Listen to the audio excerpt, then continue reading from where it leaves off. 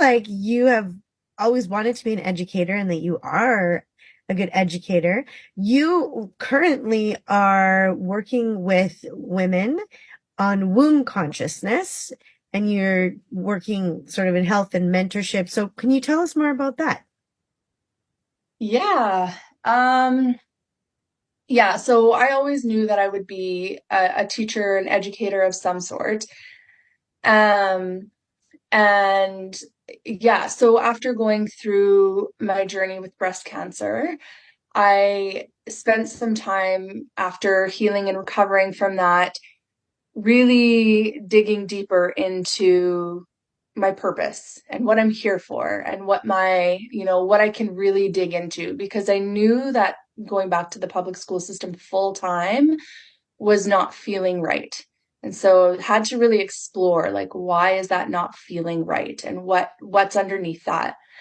Um and yeah, I spent a lot of time really getting to like it's almost like reacquainting with myself after breast Mm. cancer because it's a whole thing. Like life is not the same after Yeah, that kind of experience. why don't we start there? Like when you, if you want to start, because I know we did talk about that a little bit before, but why don't we start there with your journey and then we can Yeah. talk And about then it. go into So, the yeah, womb yeah. consciousness after. Sure. Yeah. Yeah. I kind of jumped backwards No, there. no, I asked the Yeah. question, so it's okay. Yeah. It does make sense to Yeah. start there too. Might, So, well, and it might just give people more context as well. So, hmm. hmm. Yeah, for sure. Yeah. Um, so yeah, I was 33 years old when I was diagnosed with stage 3 triple negative breast cancer. And at the time I was breastfeeding my son who was 2 years old. Um, and it kind of came out of nowhere. Hmm. Um, but afterwards realizing that I was not healthy in a lot of other ways. And yeah, I had to, because it was stage 3 and triple negative is the type of breast cancer that can metastasize very quickly.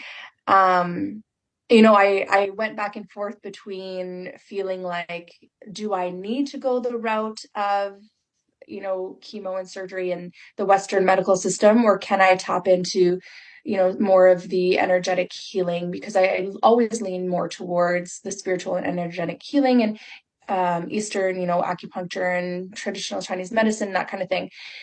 But there was a lot of pressure to really do what needed to be done to get rid of it quickly, being that my children were so young and I was a single mom. And so having the chemo was pretty heavy duty. It was the Red Devil chemo, which is quite potent. Okay. Um, and yeah, I also, buffered that with a lot of the energetic healing in terms of like Reiki and breath work and looking at more holistic avenues with my naturopath and vitamin C infusions and all of that sort of stuff. So it was a solid year of really rebirth. It was really a very, death and rebirth process. Um, and yeah, oh, again, full body shingles. It's a big thing, right? It's life changing, and it's Absolutely. also now, yeah, it's also now something that I look back as a very necessary part of my journey, and I wouldn't change a thing about it. Um, I can also say just, in within the topic of energetic and holistic healing that I do now openly speak about how I am fairly certain that the breast cancer I had was an energetic blockage. And the doctors can't say that or explain that, of course, but there's no other reason why, other than like, inflammation and stress, but I don't have any genetic markers. It's Hmm. not in my family history. I have one great aunt who had breast cancer when she was like in her 60s. So it's not like it's like a Mhm. common thing in my family.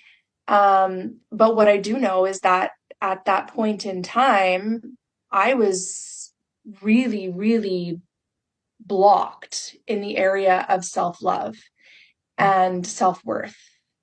And even looking back at pictures, I can see how just, how slumped over I was. My shoulders were caving forward.